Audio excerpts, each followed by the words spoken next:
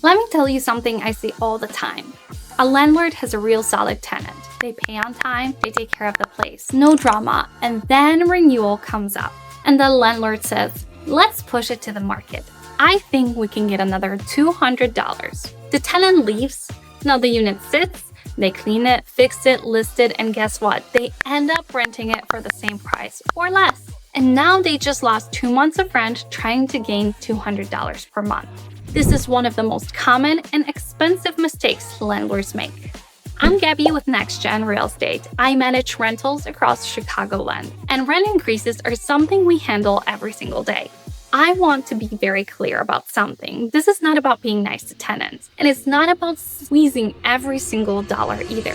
This is about running your property like a business. And when you approach it correctly, you can increase rent consistently, keep strong tenants, and avoid costly turnover. So I'm going to walk you through exactly how I make these decisions. The first thing you need to understand is this. Max rent does not equal max profit. Let's break that down with a real example. Let's say your current tenant is paying $1,800. Market rent is $2,000. I'm leaving $200 on the table. But here's the real math. If the tenant leaves, you now have 1 month vacancy, which is $2,000 lost. Leasing fee, possibly another $2,000. Touch-ups and cleaning can range in thousands of dollars. So you're already down $4,000 to $5,000. So chasing that extra $200 per month, it would take you almost 2 years just to recover that loss. That's why the question is not, what can I get? The question is, what is the smartest move for the asset long term? So let's go over my decision framework. Before I even touch a number, I run through a very specific framework. Number 1, what is the real market value? Not what it was last year, not what someone else told you. What are similar units actually renting for right now? Same layout, same conditions, same area. Because if your unit is slightly outdated, you don't get top of market rent.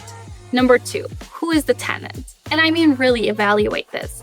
Are they always on time, taking care of the unit, reporting issues early? Because a tenant who communicates and maintains the property saves you money long term. That has value.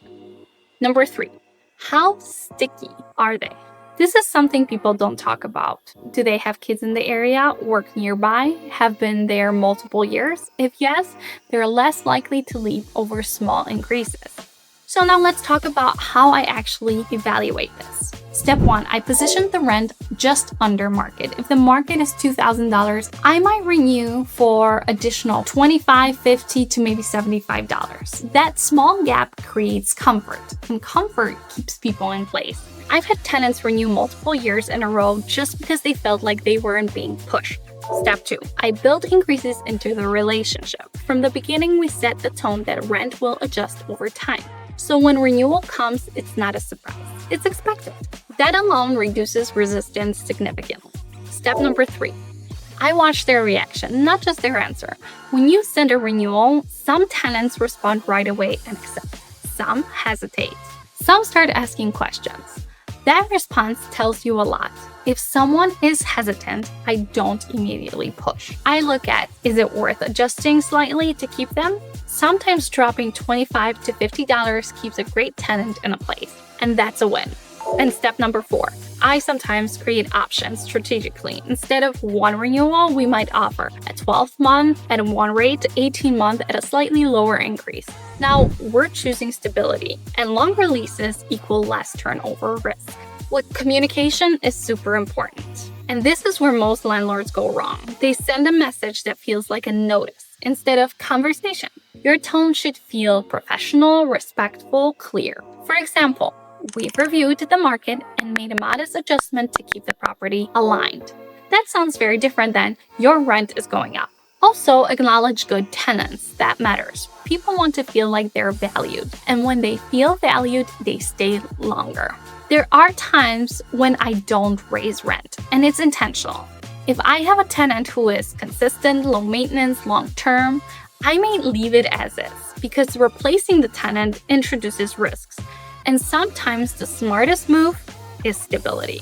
So if you're unsure how to balance this, or if you want a system for identifying strong tenants from the start, reach out to us. And if you're in Chicagoland area and you want this handled for you, this is exactly what we do on a daily basis. Thanks for watching. And as always, where's your future?